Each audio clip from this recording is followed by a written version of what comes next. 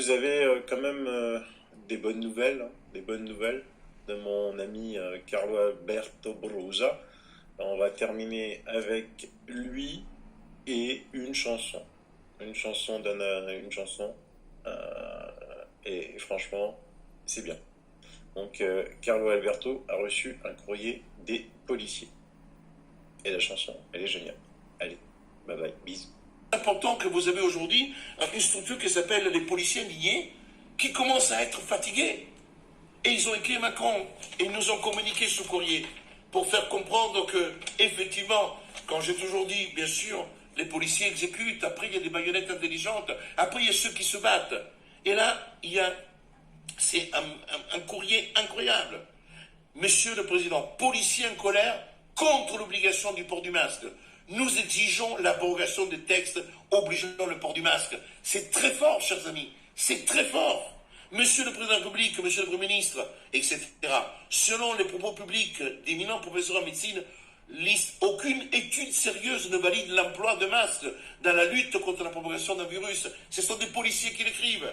Bien au contraire, diverses voix scientifiques, plus nombreuses chaque jour, remettent publiquement en cause l'efficacité de ces masques. Et chose plus inquiétante encore, alarmante, sous la dangerosité d'une telle pratique généralisée. Certains évoquent un risque d'hypoxie avérée. Réfléchissons en ce instant comment peut-il être inoffensif de respirer pendant des heures avec un masque. Les décrets obligeant le port du masque se basent sur les recommandations de l'OMS ainsi que sur le Conseil. Or, l'OMS a déjà fait preuve de son incompétence en la matière dès l'année 2009, déclarant la grippe H1N1 pandémie mondiale. Ce qui s'avérait faux. Ce sont des policiers qui écrivent cela, chers amis. Des policiers. Le Haut Conseil de la Santé publique, quant à lui, est composé de membres qui ont des liens d'intérêt avec des entreprises pharmaceutiques privées. Bravo les policiers. Ils disent ce que nous avons répété depuis des mois. Que moi aussi, Sylvain Autrot et d'autres, moi je ne suis pas lanceur d'alerte, je cite des lanceurs d'alerte.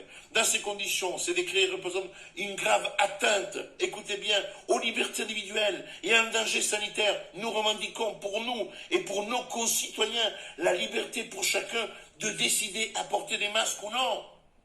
Mais c'est magnifique. Et nous dénonçons fermement ces décrets arbitraires comme illégaux avec le soutien de plusieurs personnalités juridiques.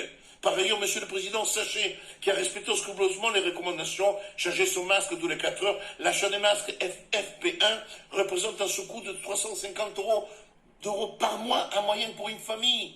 C'est magnifique. Dans ce contexte, il nous semble vraisemblable, vraiment insupportable, d'harceler cette même population. Écoutez les mots, écoutez les mots.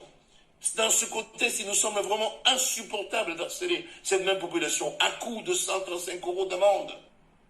Car, outre les difficultés financières, nos concitoyens nous attendent surtout pour régler leurs problèmes d'insécurité. Précisément la raison même de notre engagement. Nous, forces de l'ordre, que ce soit police nationale, gendarme, police municipale, nous avons à cœur de lutter contre les crimes et les délits, parfois au péril de notre vie, dans une société, vous le savez, toujours plus violente. Monsieur le Président, nous vous demandons officiellement, faites abroger ces décrets et arrêtés qui ne font ni honneur à la France, ni à notre vocation. En effet, avec nos moyens d'action limités, nous manquons cruellement d'effectifs, d'équipements et les enjeux de sécurité publique qui sont les nôtres, nous vous les garantissons. Nous avons mieux à faire que de faire la chasse aux masques de papier, d'autant que ces derniers sont inutiles dans la lutte contre le Covid. C'est extraordinaire. Voilà ce que veut dire. En conclusion, Monsieur le Président, quelle que soit la suite que vous donnerez à cette lettre ouverte, elle se veut avant tout pour l'histoire, pour l'honneur des forces de l'ordre, mais aussi pour notre liberté. Nos concitoyens sachent qu'il y a des policiers, des gendarmes qui sont scandalisés par ces mesures liberticides. Nous, policiers indignés, nous ne collaborons à ce sinistre projet qui voudrait bâillonner les Français jusqu'à leur dernier, le droit de respirer normalement. Nous pensons aussi à nos collègues, chauffeurs RATP, à qui on impose cela depuis des semaines, à nos militaires, à nos enseignants. Nous pensons à nos enfants. Honte à vous, honte à ce gouvernement, lorsque les ordres sont manifestement illégitimes. C'est un devoir impérieux pour tout policier de ne pas obéir, mais de résister aux lois scélérates. Dès lors, nous enjoignons à présent à toutes les autorités compétentes, sanitaires, judiciaires, syndicales, politiques, intellectuelles, à se saisir de ces questions. Car au-delà du masque, il s'agit des libertés individuelles qui sont menacées au profit d'une infime minorité non élue. Nous ne laisserons pas faire et nous allons vous demander ces comptes. Ça suffit. Voilà, chers amis. Voilà, chers amis. Je ne vous ai pas lu intégralement la lettre. Je vous ai lu quelques extraits. J'ai eu la chair des poules quand je lis cette lettre. J'étais vraiment touché parce que je dis, voilà, si des policiers envoient à Réaction 19 cette lettre, si des policiers, c'est que les policiers ont compris notre message.